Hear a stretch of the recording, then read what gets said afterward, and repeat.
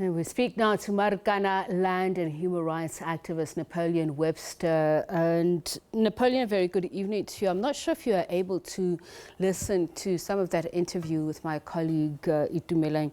Very sad. And I must say, it really does remind us that we tended to have been linear in our view of how this tragedy has touched many families across the board. Many people have pointed out that members of the SABC and other people who were killed were not acknowledged enough because of the wider tragedy, the fact that there were more mine workers that were killed. What are your thoughts about this? No, it's painful to be so that up to so far there's not been anybody to account to the murders of our brothers, and these are the husbands. They used to put bread on the table for the kids. They were the role models in the society. It's painful that to this date we have not developed some closure, and nothing has changed. The environment is still as bad as it was. We're still looking like a ghost town. And whatever the sister was saying to Itumeleng Kajani, she was telling the truth. I mean, the president must come out.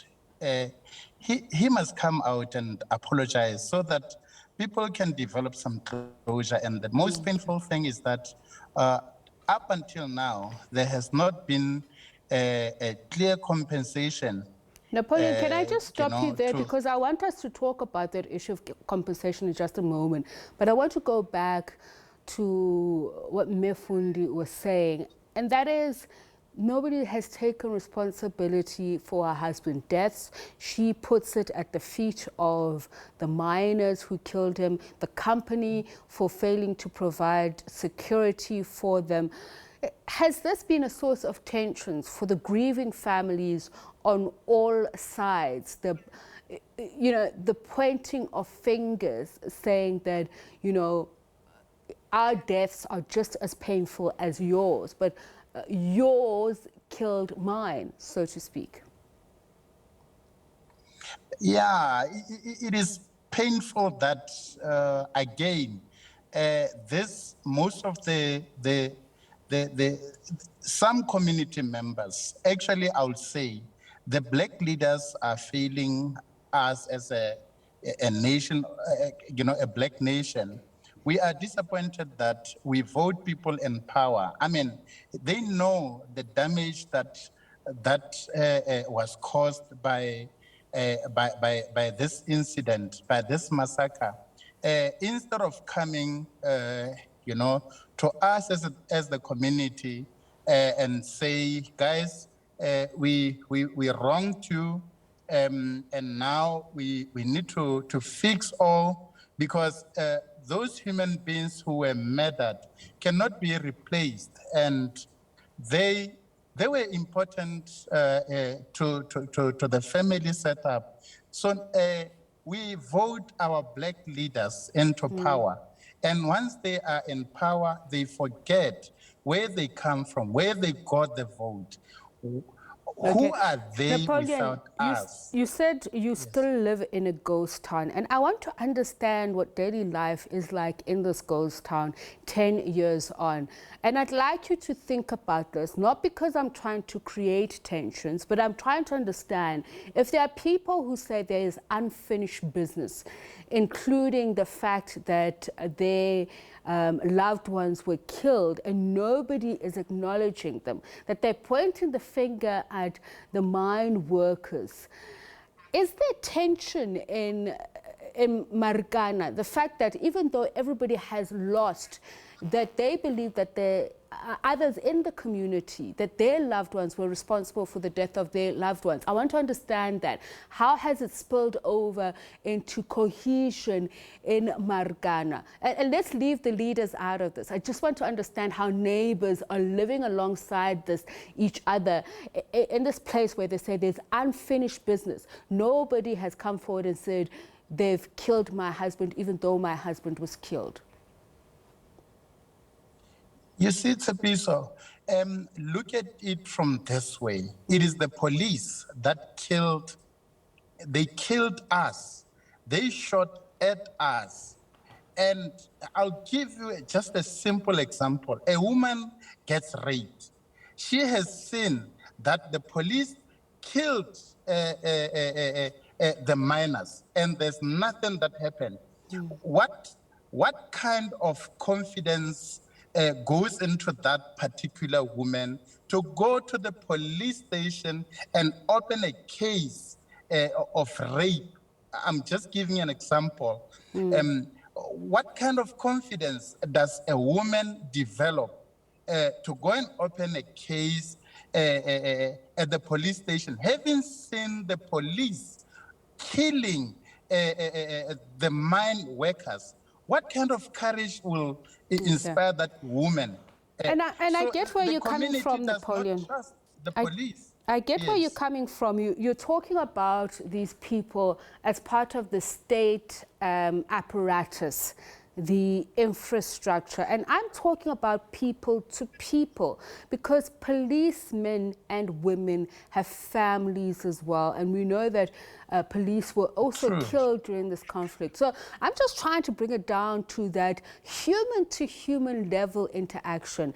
There are people who say they're still haunted about what happened years ago. So that means that whether they were the accused or those people who lost loved ones, how has it affected relations in Marikana? The fact that the Solicitor General says about 48 people have had their claims, honored.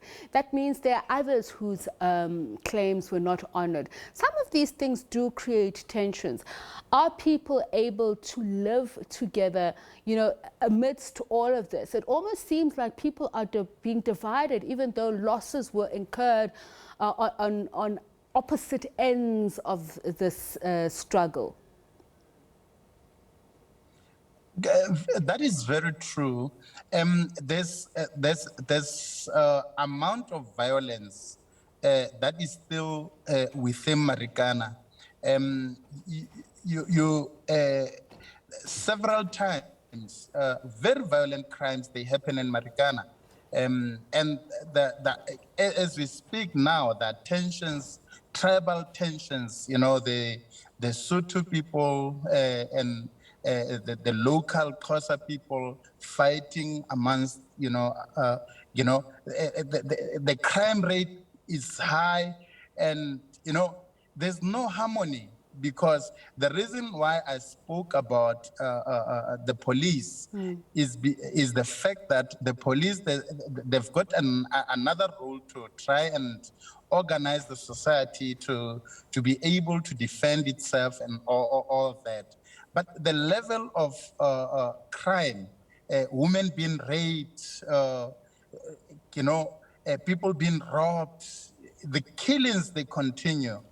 People are being murdered day in, day out. You wake up one morning, you pass two corpses. So it's a sign that that there's no healing. There's no healing in Marikana. Okay. Napoleon, we That's have why run we out of always time, and I need to ask this question.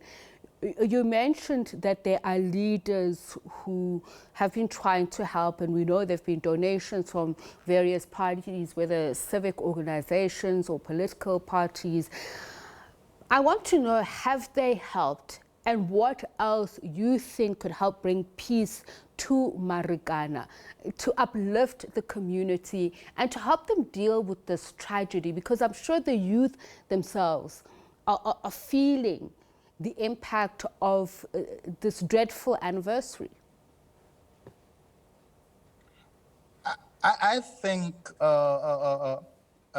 firstly, the government must try and uh, uh, uh, uh, talk to the mining companies to invest in the betterment of Marikana, and try and better the living conditions.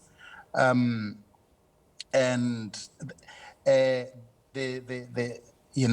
I believe that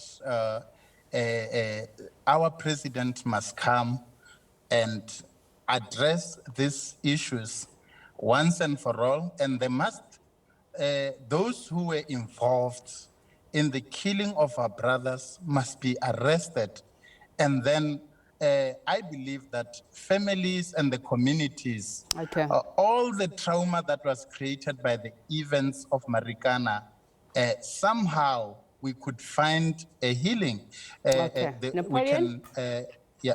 Unfortunately, we have run out of time, but always appreciate your time and sharing the experiences of those community members with us. Napoleon is a Marikana land and human rights activist in Marikana.